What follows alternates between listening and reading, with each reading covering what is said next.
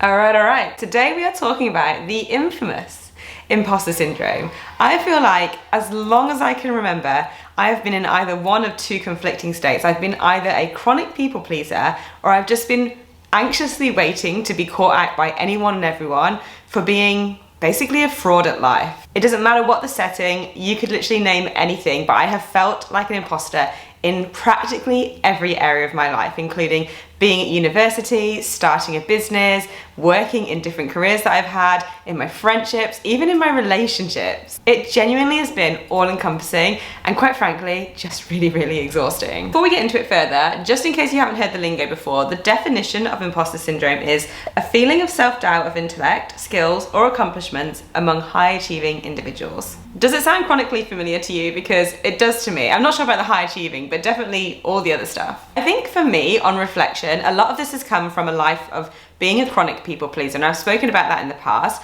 but then it was also fueled by losing a substantial amount of weight. And this probably sounds a little bit weird, but I often say that the weight that I physically lost feels like it just came off my body and landed straight on my shoulders in the form of self-doubt and also a massive lifelong identity crisis. So needless to say, it feels like imposter syndrome has been a bit of a toxic friend in my life for quite a while now. I definitely understand a lot more now why I feel this way than I would have, say, 5 years ago. However, I still really struggle to separate my past self and my current self, which for all intents and purposes really are completely opposite sides of the spectrum. And the way this actually manifests in my life and affects me is that I often find myself literally frozen into inaction for sometimes weeks at a time, where I'm just completely doubting myself and unable to make any moves forward in any direction. Just imagine a continually crumbling mound of self-doubt, and that's kind of what I look like. So while at times, yes, it is extremely frustrating and completely crippling in so many ways, I definitely have noticed over the years that I've been able to handle it better.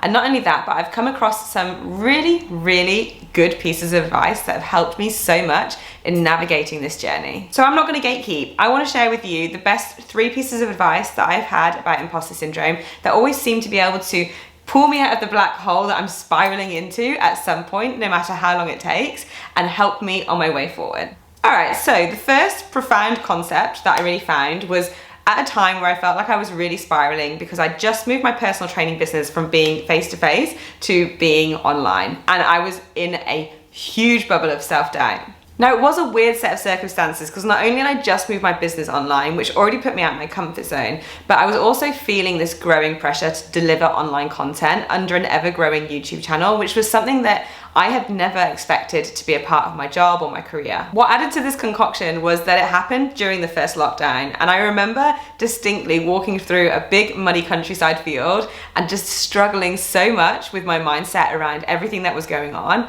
And then I opened Spotify and got recommended a podcast. And this podcast was called The Mindset Mentor, and the episode that it was recommended to me was perfectly titled Conquering Your Imposter Syndrome. I'll link it down below, but I think I listened to that podcast about 5 times on a loop that morning, and there was one thing that really stood out to me, and you may have heard me say this before because I do talk about this quite a lot, and that is this quote: if you have one piece of knowledge or advice that could help just one singular person, and you choose not to share it due to imposter syndrome, then you are being selfish.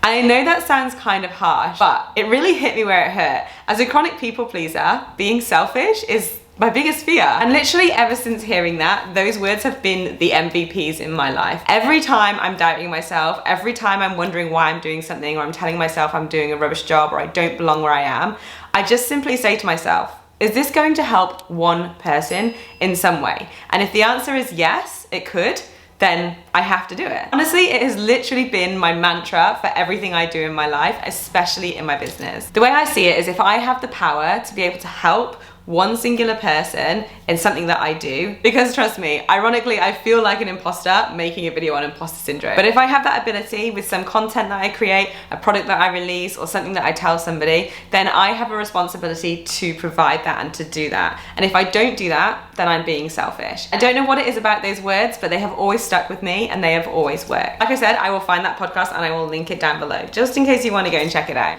Next up, we're going to take a slightly different angle, and instead of focusing on our inner people pleaser, we're going to think about what imposter syndrome actually means. Okay, so here's a little backstory to this point. Recently, I was at a talk with an ex-Special Forces soldier called Leo Walker, And trust me, yet again, I felt like an imposter that I was invited there. But the talk was absolutely incredible. It was all about resilience and qualities of a good leader, and it just had such a huge impact on me. Naturally though, with the talk on leadership, the topic of imposter syndrome came up, and we were reminded that people who have the most responsibility or in the highest position often have the highest levels of self-doubt and imposter syndrome. It's kind of ironic because those are the people that us mere mortals would look up to and think they could never possibly have an ounce of self-doubt. And with that came a very important realization.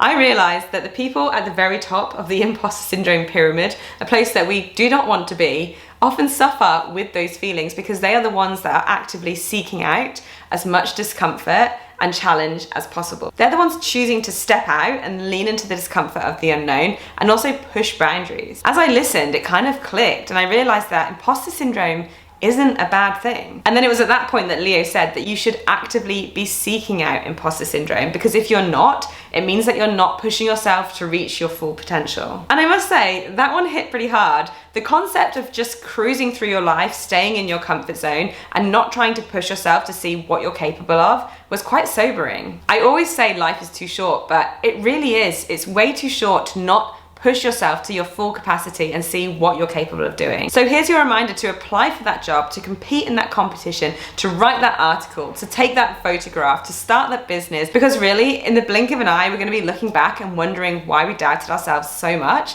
And by that time, it's gonna be too late. And that beautifully brings us on to the last weapon in my imposter syndrome arsenal, and that is from a recent podcast that I listened to by the High Performance Podcast. And I've got to say, this episode took me a little bit by surprise because there was nothing in the title that suggested it was about imposter syndrome.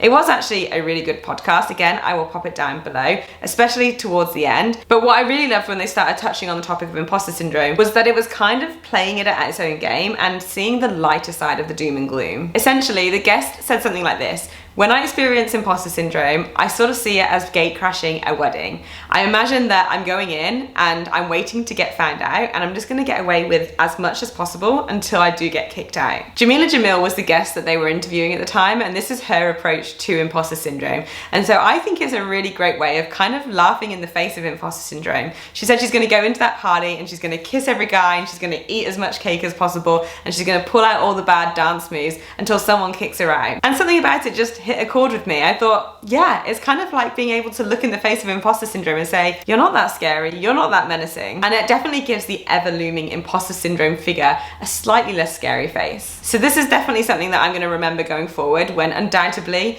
imposter syndrome comes and rears its ugly head again. So there we have it, a short and sweet summary of the 3 very different pieces of advice that always managed to draw me out of the depths of my imposter syndrome, kicking and screaming. In summation, and probably a slight digression, I think we live in a world where we love to label things. We love to diagnose every thought and feeling as if they're unique afflictions to us individually. I like to often bring myself down a peg or two and remind myself that a little bit of self-doubt, a little bit of anxiousness, and a little bit of dis-ease every now and again is not only normal, but it's also quite healthy. That perhaps a life lived in the comfort of the familiar is one in which we're not reaching our full potential. And in fact, we should be seeking that discomfort more often. That maybe imposter syndrome actually is our friend.